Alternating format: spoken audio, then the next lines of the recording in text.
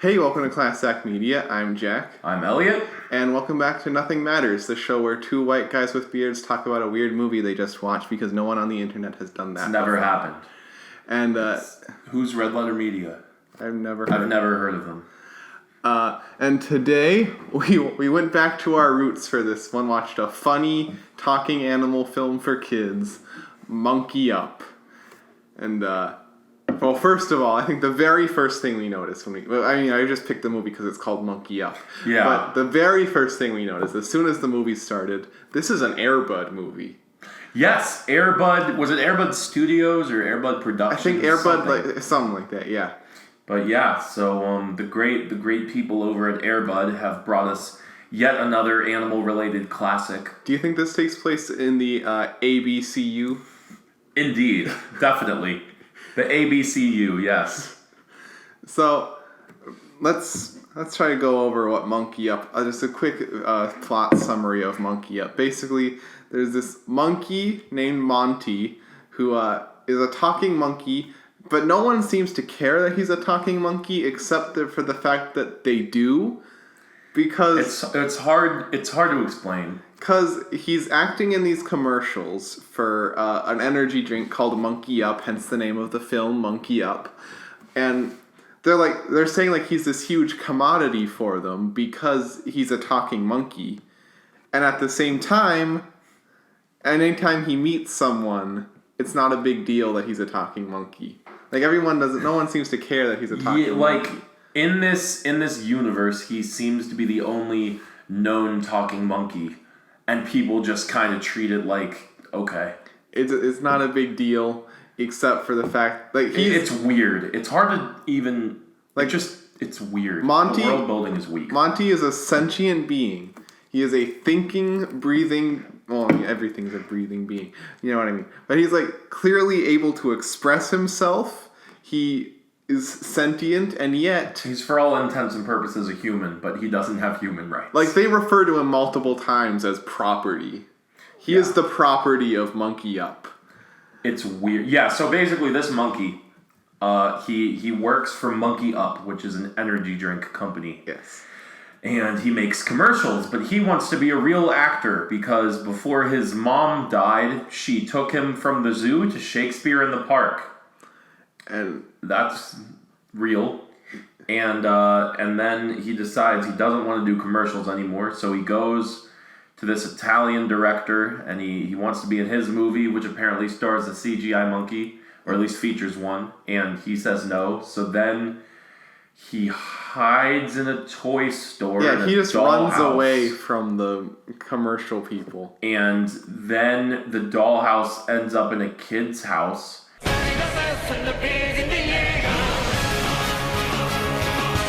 So he helps the kid learn ballet and helps the other kid learn to act. Yeah. Or not ballet, learn gymnastics. And then helps the dad become a better writer.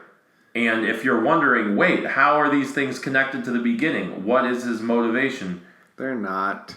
That's now you see. You see our question. As soon as he runs away from the commercial people after being denied the role in the movie, he doesn't really have anything to do. He's just well, I don't want to be in the commercials anymore, and I've been told I can't be in the movie, so... As always with the films we talk about on this show, things just happen.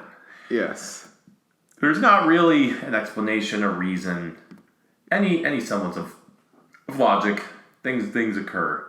Things happen because the script says they happen. Yup. Then they stop happening. So the whole time this monkey is living in this house, the mom does not know about it. Yeah, for some reason they decide the mom can't know. But it's not early in the film, the little girl is like, "Mom, can I have a monkey?" And she's like, "No." But beyond that, there's nothing to suggest that the mom would get rid of the monkey. The rest of the family is just hiding it from her for reasons that aren't explained. Especially considering this monkey, again, he can talk, he can advocate for himself. He's not just a pet. There's one scene where the dad pretends the monkey is a stuffed monkey, and he's the mom's like, "Oh, can I borrow it for some event she's putting on, which we'll talk about later?" And he's like, "No, I need it." it helps me be creative. And then he's like shaking it around. Yeah, he like throws it in the air and stuff. And afterwards, the monkey's like, what was that? And the dad's like, if I had said the truth, she'd think I was crazy. But like, no, because you have evidence to support your claim. Like the monkey could just talk, and she'd be like, oh, you're not crazy. You're very obviously correct. So, and then on top of that, I'd like to add on to the world building. First of all, we meet the monkey's brothers and sisters, and they're talking. I hate them. There's the funny farting monkey. That's the best. And then there's the girl monkey who can't sing well. Yeah, but that's her character. And then there's another one that he wears a hat. That's his character. He's got one of those propeller hats, like off Club Penguin 2006. But these monkeys can talk, and at first we weren't sure if it was like. It was just like them talking to Monty and him understanding, and we didn't know if the humans around him could also understand. Yeah, because it's implied that being a talking monkey is something special in this world. But there's only one. But no, later on in the movie, these monkeys can just talk to people. Yeah, the kids are like, we know you can talk. They're like, okay. So then they just start... But like, they're mad at Monty for leaving and becoming famous and abandoning his family. For not being a slave. Yeah, this zoo, but like they can also talk, and it's later revealed that they have a key in their cage. So like they could have also done this. Again, no character motivation to make any sense. And the world building makes no sense because also speaking of the who knows what animals can talk and what not, the dog. The monkey talks to the dog, and the dog talks back, but the people can't hear the dog. It's very confusing. I'm not sure if that means that. The dog is like the monkeys? Or the monkey's like a medium? Yeah, can the dog talk if he wants to, but he just doesn't want to? Like, why not? Why isn't this society like this should have been B-movie. This should have been the animals showing the people that they can talk and they are sentient and advocating for their rights. It would have made more sense. Slightly. Let's talk about the CGI on the monkey because it seems like they could not get this thing to sit still for more than 4 seconds. There are a crazy number of shots that are obviously reversed halfway through, where the monkey just like does something and then goes back. And there's a weird number of shots where the monkey does the same movement that like they clearly use multiple times, but like a lot of it is just him like beating his thigh, and it's bizarre. Yeah, it's mostly just like... Makes me uncomfortable. He does something and then they reverse the thing. I've heard of reverse shot, but this is ridiculous.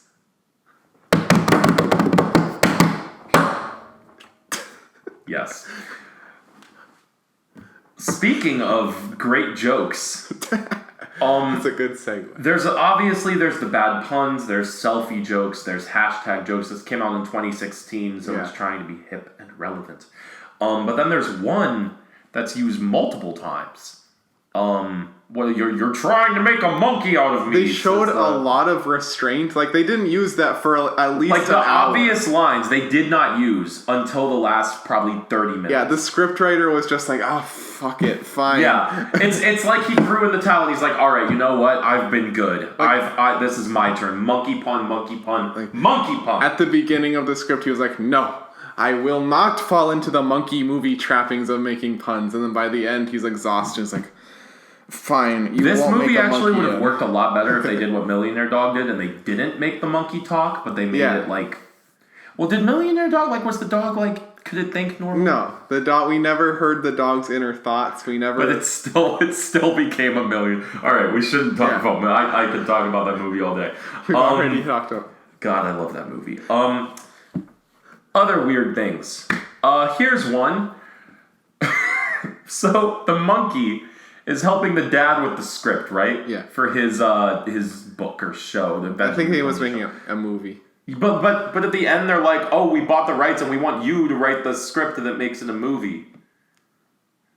So that makes even less sense. Yeah, the monkey they already wants wrote to be in the movie, script. but he writes the book for the movie, and he doesn't. Wait, so he writes the book that the movie is going to be based on? Yeah, even though he wants to be in a movie, and he also doesn't think to... I mean, apparently his goal was not to be in this movie, even though he wrote it for a monkey.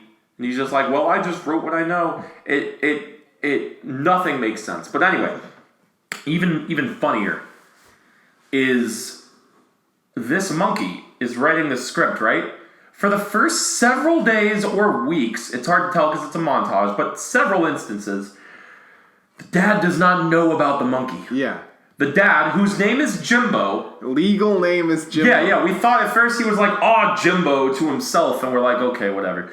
No, later on, like, it's his name, it's not Jim. He is Jimbo. Like, when his mother first held him in her arms, she was like, "Hey, Jimbo! Put that on the birth certificate." So Jimbo, what Jimbo tends to do, he must have narcolepsy, because this man will write for like 2 seconds and just fall asleep, and he will be asleep for hours. He pretty much sleeps all day. Yeah, this man is thoroughly useless. He's terrible. I love him.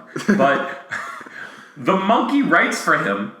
He wakes up and he's like, "Oh, wow, I must have been in the zone. Like, must have been in the zone." He doesn't question it. He doesn't remember writing it, but he's just like, "I must be doing well at this." And this goes for a long time. Yes. Like, the first time, it looks like there's only maybe like 2 lines on the paper, so whatever. I guess that's reasonable in this Talking Monkey movie, that you could be like, "Oh, I forgot about these." But then it's like pages. He's just fine with this. He thinks he just blacks out and writes. But, like, also, the monkey wants to do the movie, so, like, the monkey could have just written the script on his own and started it, and but it's a book. Nothing makes any sense. I guess he thought nobody would want to buy a script from a talking monkey. That's... Anyone... I don't know what Hollywood producer wouldn't look at that and say, "We want to greenlight this script so bad. This would make so much money." Regardless of what it is. Just the marketing, the news cycle. Like, this script was written by a monkey. Yes. But anyway, another great moment. So when they finally tell the mom about the monkey, which at this point, the monkey has been taken away, back by the studio. And obviously they get it back in the end, blah, blah, blah. But the mom is talking about the monkey. And she's like, "Why didn't you tell me there was a monkey?" And the kids are like, "You don't know anything. I bet you didn't even know that he helped me with my ballet or gymnastics. I bet you didn't even know that I'm playing Romeo in the play." Like, you didn't tell her. But somehow I love that she. It's the classic kids film trope. Parent with job is job bad. Job bad. The parent with the job, she's neglecting her children. She should be like dad and stay at home all day and sleep. Yeah, you should be like dad and do nothing. And constantly she's just buying her daughter like gifts as apologies. If you didn't have this job, like, she keeps buying her doll clothes, which she uses to clothe the monkey. Which is ridiculous for so many reasons, but... Yeah, basically at the beginning of the movie, the parents forget to pick up their kid from gymnastics because they think the other one's doing it. And she picks her up. She is buying gifts out of guilt for the rest of the movie. Yeah. Over this. But still, the kids are like, "Oh, you don't care." She's a terrible mother. There's a really weird scene where the monkey's in the bath and she strips down, gets in the bath, and uses the monkey as... like a sponge or a washcloth, kind of. And it's like... that was a scene straight out of Millionaire Dog. Oh, yeah. It's funny because I was talking to Jack and I was like, the difference is, like, this is pandering. Because this is right after, there's a million lines where they're using hashtags or he's, like, taking selfies. Like, this is pandering and dumb. Like, Millionaire Dog wasn't pandering. Millionaire That's what's Dog was beautiful about art. it. Millionaire Dog wasn't pandering because that movie does not appeal to anyone. That was the singular vision of one director. I'm like, it's beautiful because it's so grotesquely inappropriate, and then this scene happens. As I'm saying that, I'm like, you know what? This may have something to offer after all. This may have a little bit of Millionaire Dog in it after all. And also, that woman's bath lasted like 30 seconds. Yeah, 30-second bath. I don't know anyone who just gets in the bath, quickly scrubs down, and jumps out as fast as possible. Doesn't drain the water, like, doesn't walk in like, why is there already a full bath? Who is in?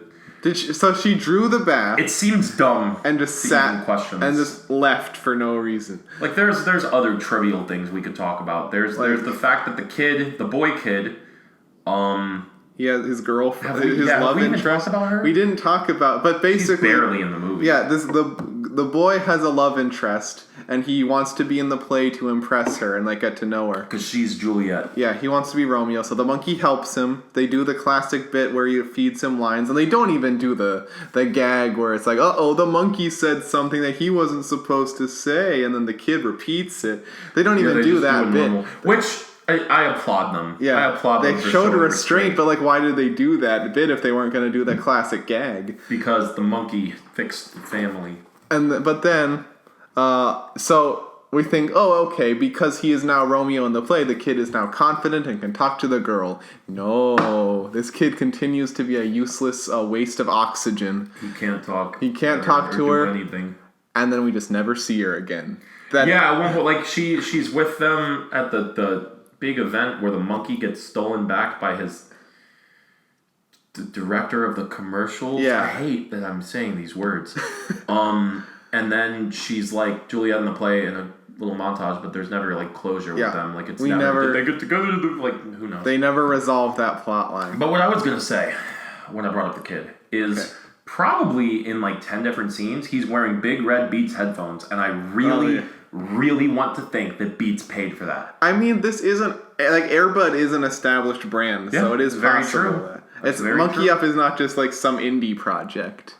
Which, yeah, I don't know how to feel about the fact that it isn't, but yeah. So maybe they did, and I hope they did, and I hope Dr. Dre was like directly involved. Like I hope Dr. Dre was on the phone with the monkey. I hope he was on the set. Oh yeah! Oh my god! I making sure Beats headphones were represented properly. I would pay so much money if he was to get the behind the scenes footage of like Dr. Dre walking around like he needs Beats in these scenes. Jesus Christ. You know what? Millionaire Dog would never have such blatant product placement. Except for Lego. That's true. When there were like giant Legos everywhere and it wasn't explained, and then at the end Lego was actually in the credits, like the brand. That's true. Millionaire Dog had blatant product placement. The opposite of what we just said. There's like another scene where they're on the roof. Like it's windy, so there's some hair in the girl's face when she's talking, so it cuts from her, cuts to the monkey, but it cuts back to her and she says a line, you cannot see her face. It's entirely covered. And it's just hilarious to me. And then like 5 minutes later, back-to-back shots. Well, like, shot, reverse shot, shot, but back-to-back shots excluding the reverse shot. Back-to-back shots of her. The girl, like, spends the first half of the shot, like, looking at the other characters while they're talking and stuff, and then just stares directly at the camera. Twice. And I cracked up. Are we going to talk about the part where she almost falls to her death? Yeah, then she may or may not God, how do we... They're on the roof, they're being cornered. They're cornered by the evil commercial director. Who's covered in... goo, monkey up goo. From the factory, but it's like supposed to be a energy drink, but it looks like yogurt. Is it a smoothie? Is it like Go-Gurt? Is it an energy drink? Who knows? Yeah. He's covered in goo, backing him into the corner. And the monkey earlier had been in a commercial in a helicopter where he jumps out with a parachute. We saw him do this. Yes. And the whole movie, he's been bragging about how he does his own stunts. And there's been like 6 chase scenes, too, where he's like doing... And actually, I will say... Sidebar, the chase scenes are decent. They are acceptable. They're fine, like for funny, haha, kids move like they are. Funny fat man fall down. They at the very least tried. Yeah, which is more than we can say for some of the movies. The choreographer for this movie deserves a round of applause. Yes, indeed. However, while they're back in the corner, the monkey's like, or Monty, he's like, I don't do my own stunts. I'm scared. I'm afraid of heights. And it's like, oh, it's ironic because he helped the girl when she was afraid of heights on the balance beam, but. We saw him do this earlier, so I don't get it. So he has the parachute, but he won't jump, but I don't even know how that would help. So the girl falls off the building. Yeah, she falls to her death. And I don't know if it was intentional. Like, I don't know if the girl was like, I'm going to jump so that the monkey has to jump. Yeah. Or if she just slipped. I don't know which is worse. I think she just slipped. Because it was the worst looking slip I've ever seen. Yeah. But then so he jumps and saves her. And by the way, that's not how parachutes work. Yeah, the parachute like 2 stories up. Yeah. Is there anything else to say about Monkey Up? I think we may have... sure there is. I'm all over the place. But yeah, it's... Again, this is every time we think we have nothing to say about a movie, we always find We have a something lot, to say. yeah. It's. I mean, I don't have that much. Oh, there is one, and I don't think it's intentional. But when the monkey is in the studio with the Italian director who's making the movie with the CGI monkey early in the movie, Oh, he is in the room, and the director's like, "How did you get in here?" And he like yells to his assistant, and her desk is up against a brick wall. she's staring directly Facing at the wall all the time. Like, that is where it's set up. And we only see it in, like, the corner of the screen because she's already coming over. Like, they don't draw attention to it. It's not a joke. It's just that is how they designed the set. Her desk is up against a brick wall facing it. And she's the receptionist. And I love it so much. Yeah, like, maybe if you want the guests who come into your office to get vetted, you should have your... Don't have your receptionist facing a brick wall. It's just so, like, incredible. And I almost missed it. And I'm so glad I didn't because it's my favorite part of the movie. Just right up against a brick wall. Incredible. And then later in that scene, the monkey... Oh, God. And then it went right back to, like, pandering and stupid. The director said something about, like, I need to know that you can be selfless. And he's like, selfies? I love selfies. And he starts taking selfies and cuts to the receptionist. And she's also taking selfies for some reason. Like, it's just stupid and pandering and, haha, dumb woman like selfie. But the brick wall thing killed me, though. I love that. I must say, after Tiptoes, it is refreshing to see a little person actor cast in a role that the whole role doesn't revolve around him being a little person. That's they never very even true. mentioned it. Like, that's very true. Like, yeah, the person who plays the director is a little person, and it's not mentioned. It's not a joke. It's not a gag. It's just like, that's just, okay. He just is. I do respect it for that. Like, this wasn't offensive in the way that, like, Tiptoes was, or Millionaire Dog could be, or Millionaire Dog reveled in that. Loquisha, my God. My God. And I guess... Well, these will be posted in order as we're recording this. I think only the first 2 episodes of Nothing Matters have been posted, but this is like episode 5. But some behind the scenes. Yeah, info. We stack these episodes. Elliot works a lot, so we don't get a lot of chances to record. Very these. true.